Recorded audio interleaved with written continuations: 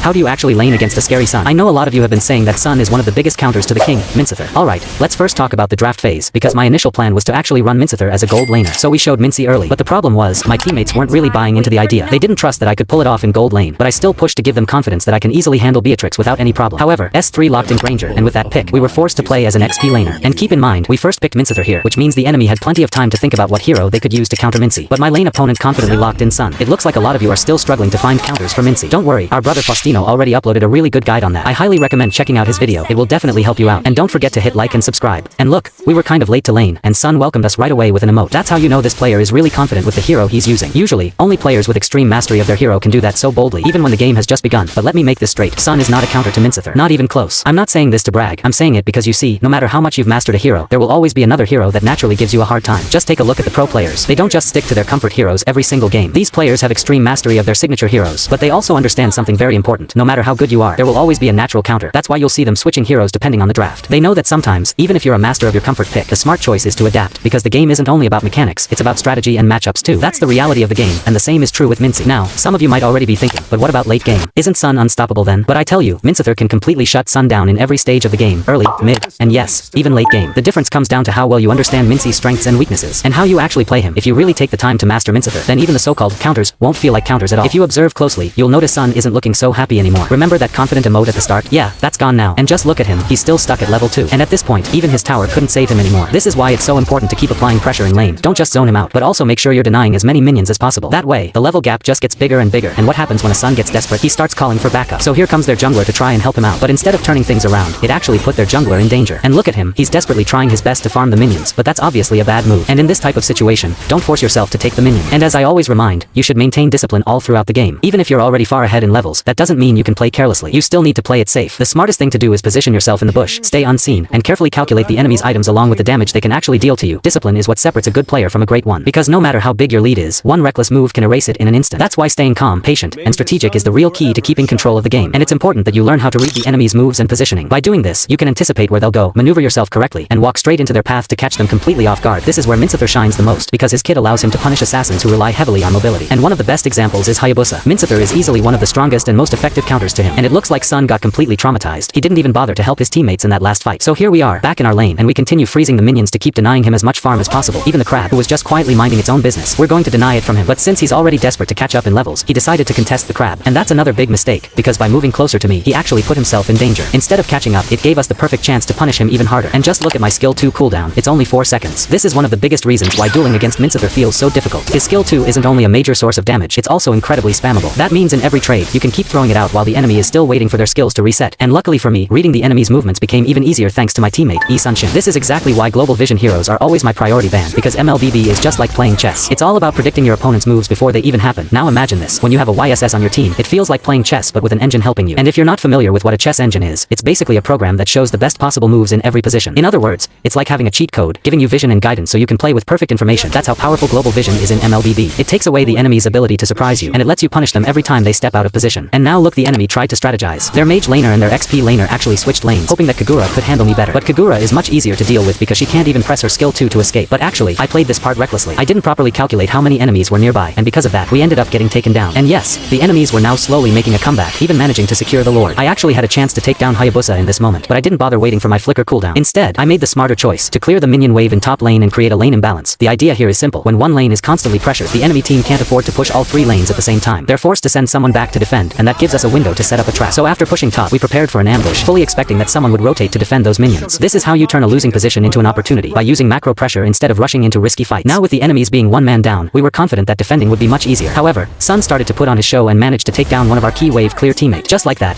we were left with only 3 inhibitor turrets standing. Now we're back here in the top lane, once again setting up for another trap. The idea is the same as before, apply pressure in this lane and force someone from the enemy team to come deal with it. But this time, things play out differently. Instead of just one hero rotating, I noticed that all of the enemies are heading straight toward top. And you have to consider that the Lord is spawning in less than a minute, so we can't afford to be careless and risk getting taken out. I could actually go for Beatrix here, but chances are I'd get eliminated in return. So instead, I just hold my ground and stay quiet in the bush. Then I started counting how many enemies were showing on the map. As soon as I noticed that most of them were already moving towards mid, I carefully improved my position. I stayed close to the minions, because remember, there will always be someone sent to defend this wave. The key here is not to clear it, and definitely not to reveal yourself. You just have to wait patiently. By doing this, you're actually forcing your enemies to overthink where you could possibly be. They might assume you're waiting around the Lord area, or maybe setting up for a different rotation, when in reality, you're just quietly holding your ground. That uncertainty creates what we call call off map pressure. It's a powerful psychological tool because even though you're not directly fighting, your simple absence on the map already affects their decision making. And look at this Sun, completely surprised that we were hiding in the bush. He walked right into our trap and fell for it easily, giving us the perfect opportunity to punish him. But wait, let me show you what happened in the mid lane. Our Granger was going solo in open space. I'm not saying this was a blunder, but as a gold laner, you want to position yourself carefully behind your teammates as much as possible. You definitely don't want to just walk casually between bushes like this. I'm sharing this not to call out Granger or make anyone feel bad, but to use it as a learning moment for all of us. You see, everyone makes mistakes, no one is perfect. The key is to observe these situations, understand what went wrong,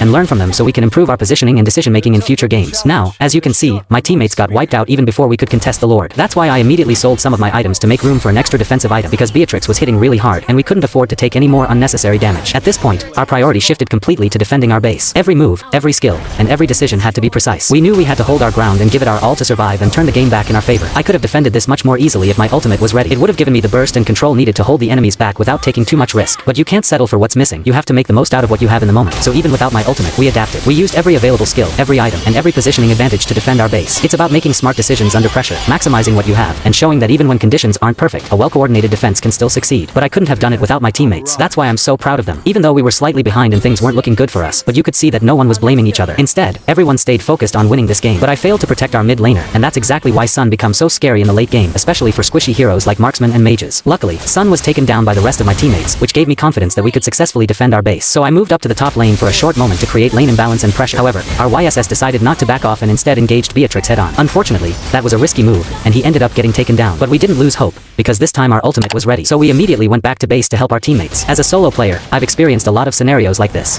I shall defend my kingdom to my last breath. Now, if we take a look at the map, the lane we really need to focus on defending is the middle lane. Both side lanes are naturally delayed thanks to our minions pushing forward, giving us a bit of breathing room. Plus, our mage is about to respawn in just a few seconds, so all we need to do is buy enough time for the rest of our teammates to get back into the fight. On top of that, at the 40-second mark, another wave of minions will arrive to assist us in defense, making this situation much more manageable. And the best part is, Hylo's ultimate is also ready, and I stayed in the corner because I'm planning to pull the Lord in this area. However, Hylo's threw his ultimate a little too early, which completely ruined our initial plan. I was then forced to use my ultimate as well, taking down their Hayabusa. And since we were running a hybrid build, we were able to sustain a good portion of their damage. This allowed us to stay in the fight longer and create opportunities for our team. Then, our mid lane tried their best to hold things together, but it was too late. It's checkmate.